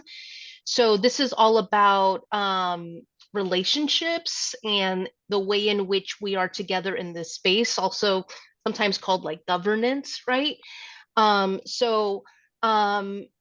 Coordination between the different agencies and alignment. So how we're coordinating with SANDAG, for example, right? How we're coordinating with the Port of San Diego or with the California Air Resources Board, or even with the Air District, how we're all coordinating together and making sure that all our plans are in alignment with one another. Meaningful community engagement. And then lastly here, which we saw both in the 5-year check-in, shared a lot, and also in the UC Davis study about the really marking success with how well authority and power in making decisions is made amongst everyone in the space, whether you're someone at a public agency, staff person, or you're a community resident, or representing a particular industry, or a community-based organization, that there is shared decision making, and having that as a metric, an important metric of success, as well as what we heard. So I'll turn it over to the survey just to kind of get the temperature check there. Yeah, so we'll launch that poll. And again, 0 does not important, 5 really important. So we'll give folks a couple of minutes or a minute or so before we get going. And we do have some follow-up conversations. So for folks that have not been able to participate via the poll, we do have some other questions I think that are going to build on this that we're hopefully getting your input on as well. So we'll take a moment and say it's a 5, and then feel free to add a number to which topic, whether it be the first one, second, or third one. And if it is a 5, I'll cross on that. That is also okay. I'll cross. Thank you, Sayatsu. Perfect.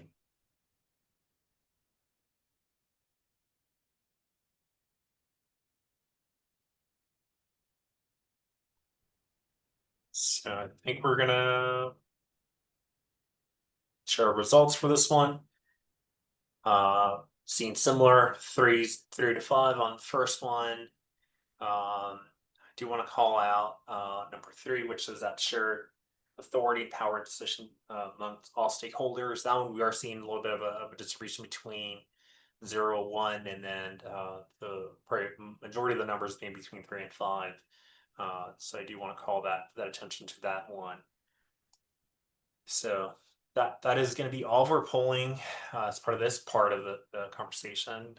Shalom, I think we'll move on through our next section, but I did add this extra slide in here. We are going to be doing a little bit of a Q&A conversation as well. So just making sure that folks are jumping in, stepping up and stepping back as well. So Shalom, I think we have these 3 questions for folks. So given the number of polls that we went through, the number of topics, how do you define success of the community air protection program in Portside communities? And this is really open-ended, I think, for folks to jump in and share amongst the different things that we talked through right now.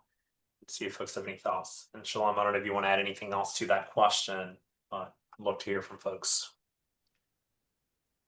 Yeah, I think, we really would love to, in addition to that, also hear from folks, maybe what may be missing as well from what we've identified from the 3 different sources. And also hear from you as well, any of the things that have been shared already. What are some of the ones that really resonate with you in particular? And I did, I think at the beginning of the meeting, did say that I think we're hoping to get some folks sharing some thoughts. So I'm going to call on some folks, and hopefully if you have any thoughts, if not, let us know, like, no thoughts. So, and Maritza, actually see your hand. So Maritza, we'll have you break the ice a little bit on this. Yeah, cool. I could get it started. Thank you for even doing this exercise. I think it's really important for us to have that check back in, and especially some of us have been here for the 5 years or 4+ and stuff. So it's really cool that we can have this discussion. I think that for me, especially when I think about success here in this space, it's ensuring that community voice is always really prominent. I appreciate the fact that, and I've always liked that, we're very much on an equal playing field. I feel like when we're in this space, historically that wasn't the case. It used to be money talks, essentially, and so the people that bring in the money, which are the industry, get to have more of the decision, and community members end up having to just either suffer the consequences usually or reap some of the benefits that come from that.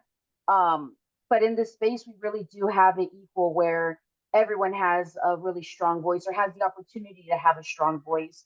And so when I think about success, it's ensuring that that continues, that there is always room for everyone to be able to speak. However, the people that are most affected, which are the ones that live here, that have to this is what they come home to, this is what they breathe daily, this is the practices that are done around us. We endure what that is and how that transpires into our everyday life, are the ones that get to be in the space talking about it and even advocating for ourselves. So when I think about success, I also think about amplifying those voices even more, having sometimes even more representation. Maybe it seems a little skewed to other people, but having more of that community representation than industry in some instances. Really ensuring that we're advocating for ourselves to be able to, even like continue this funding. I know we had really hard budgetary conversations, and there was different spaces that community members were able to show up and advocate for themselves. I was a part of a couple of different things, really talking about like the success of this and how I see the CSCs really helping to shape our community in a positive way. And I think that continuing that really is going to show how we are being successful and really being conscious about, making sure that, again, the people that are directly affected are the ones that get to be in these spaces to make these decisions. So I'll just, start off with that. Thank you, Maritza. And then I do see a comment from Rosalba, and I'll read it off. Like a recent member of the community, and this topic is really important, that the community gets involved,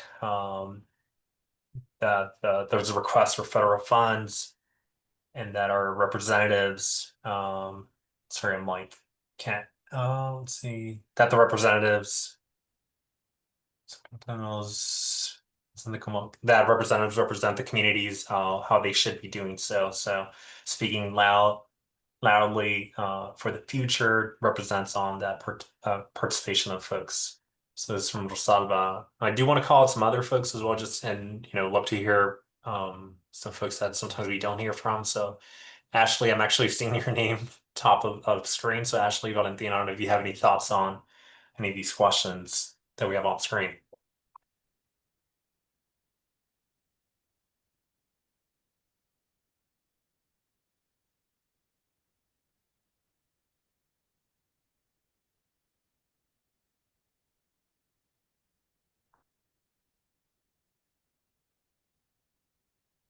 Don't see Ashley, mute.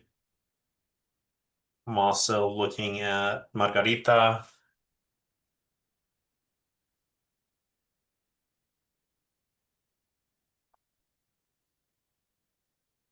Margarita, no sé si tiene un comentario o quiere agregar algo a esta pregunta. Pues no, ahorita no tengo nada que, bueno, estaba pensando un poco en lo que está diciendo, bueno, comentó Rosalba porque sí estamos peleando mucho por la contaminación, pero sí es como un poquito aquí en National City nos tiene eso, yo creo muy molestos de que estamos peleando y quieren meter algo que va a contaminar peor aquí. Y no entendemos eso bien. Yo sé que eso no entra de lo de ustedes, pero sí es irónico en cierta forma. Gracias. Gracias, Margarita. And I do want to be mindful of time as well. I know that, this is, and how we said, it is a big conversation. It's not something that, we could spend a number of meetings on this topic, thinking through how we define success and how do we think about some of these different components. And, especially I think like how do we think about what's already happening, but also what might be missing as part of this conversation. Shalom, I just want to be mindful of time. I think we have 5 minutes left of this meeting. I think we are thinking that these conversations might need to move into a second part. But some of these, so I think we are going to be looking at sending some of these things offline as well. But I do want to preview one thing as well. And I think this is going to be part of the other conversation. And Shalom, I don't know if you can kind of get us started on the topic and maybe kind of preface the question, I think, for folks on information research and tools. Yeah, no, thanks, Christian. One, like Christian mentioned, we'll certainly continue this conversation to next month. It's also going to, like Domingo said earlier, inform kind of the port side and how it's evolving moving forward as well. One of the things that we would like to do with this group, and perhaps we can start it via email. We can start it, send this link online, but have you all, if there's other things in which that are important to you in terms of how we define success for the Community Air Protection Program for the Portside area, please feel free to add it to this list, or even email us as well if you have thoughts on that that are in addition to this. But one of the things that we want to start doing as well is identifying, where do we need to find the information? What research is necessary? What tools are necessary in order for us to be able to answer the question, how are we measuring success when it comes to public health improvements, right? So what's the information and research we may need? We want to provide an opportunity for you all to also share with us your thoughts on the different sources of information or research that we might need as well. Another example is, folks have shared that defining success is about how much air pollution has been reduced, right, since the beginning of the program. Well, where are some sources we might need to look for that information in order to inform, hey, have we actually reduced, by how much, right? Our team has some ideas on some of those sources, but you also might have some ideas as well on what information sources would be important to look at as well. And I see Andrew's comment in the chat in terms of referencing CARB model data with APCD's monitoring data is probably the closest approximation to a full source attribution that we can get in a timely and resource-friendly way. Yeah, and so those are some of the things that we're already kind of talking about and looking at, right? But having that reconfirmed by this group is helpful, right? So that we can continue to move those things forward as well. And Shalom, one plug I think that I do want to make for this activity. So one, I think we are going to be sending this offline as well. I think we can revisit it at a future meeting, and I think just see what folks are have contributed to this conversation, clarify any questions that folks might still have on this topic. But I think the call is to think a little bit outside the box when it comes to this. Everything doesn't have to be data modeling. It might be information research. And for folks that are kind of first in that research space, sometimes those, and I think to what Nicole was sharing earlier, those story maps and narrative and conversations discussion, that information that we're gathering to determine success can look like different things. So I think asking folks to, look at the different topics that we have here, and then just, and there's not really a right or wrong answer, I think, when it comes to this. So I think just getting your ideas on here is great to get the ball rolling. Yeah, I want to uplift a couple of comments that we can maybe even add to how we're defining success. So Margarita in the chat box shared that she'd like clear and precise information. I think that is a measurement of success, right? Is the information clear? Is it like she said, precise? Is it accessible, right, for community? I think is one metric of success. And I think the other thing as well, Rosalba said, more monitors in the community. So where the monitors are and how many can also be a way in which community is also defining success of the program. And then I see Sylvia in the chat say, is the implementation of equipment collecting data in our community. So similar to what Rosalba said, is what's been implemented in terms of those community monitoring sites, and what's the data that's being collected from that as well, being a measurement of important measurement of success as well. I just want to see if Sylvia, Rosalba, or Margarita want to share more on what they shared up from the chat box. If I may, this is Sylvia.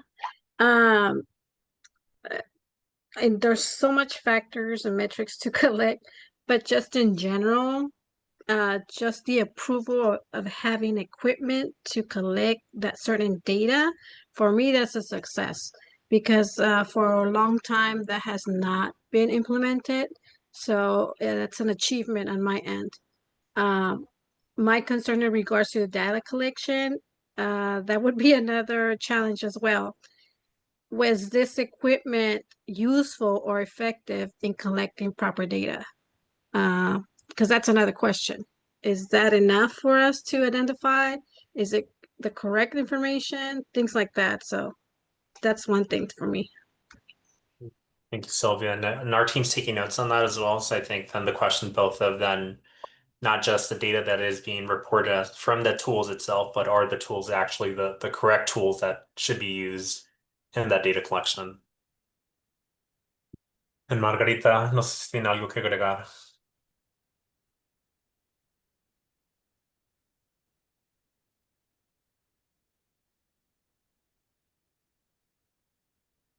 Yo pienso que también estoy de acuerdo con lo que están diciendo, pero también el lugar donde se están buscando los datos es de lo más importante. Porque hay veces, si no ponen en un lugar donde hay contaminación, o sea, en un lugar donde no se nota tanto, no van a salir datos precisos donde se está contaminando. Yes, Margarita. So I do want to be mindful of time. I know we're actually a minute over, but I do appreciate everyone's feedback. And as we start kind of having this conversation, want to note that we'll be sending this out as part of the weekly digest. We'll have these questions, I think, prompted for you as well as part of this, for you to provide feedback. And you don't have to provide a full paragraph, even if it's a thought, an idea. Send it our way. I think all that information is important for us to be able to have as part of this. And Peter, I see another comment. Thank you so much for that one as well. So the amount of money ABC grants awarded for zero emission technology acquisition and infrastructure installation as well. So that metric of number as well, an investment. So with that, I'm actually going to roll us back to our presentation real quick, so we can move to close out our meeting. Folks can bear with me for a moment.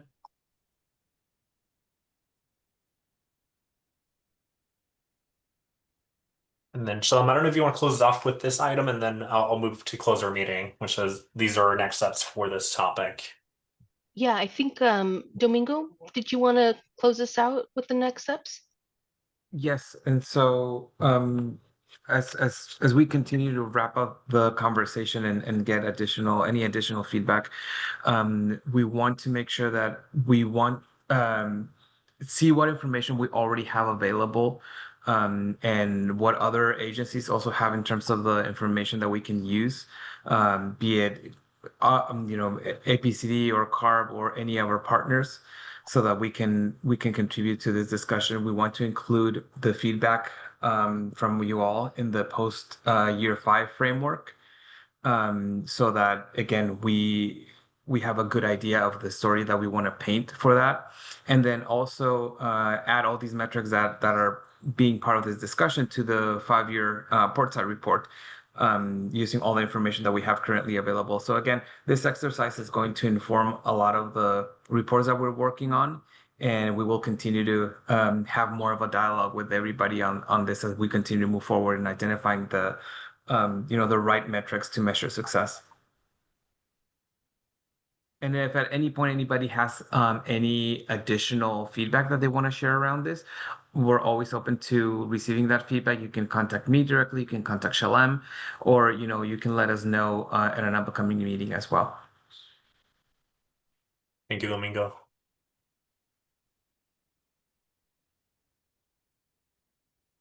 So just moving over to closing our meeting. So actually, I'm going to go back. So I'll see if there are any other comments from folks, any public comment before we actually close our meeting.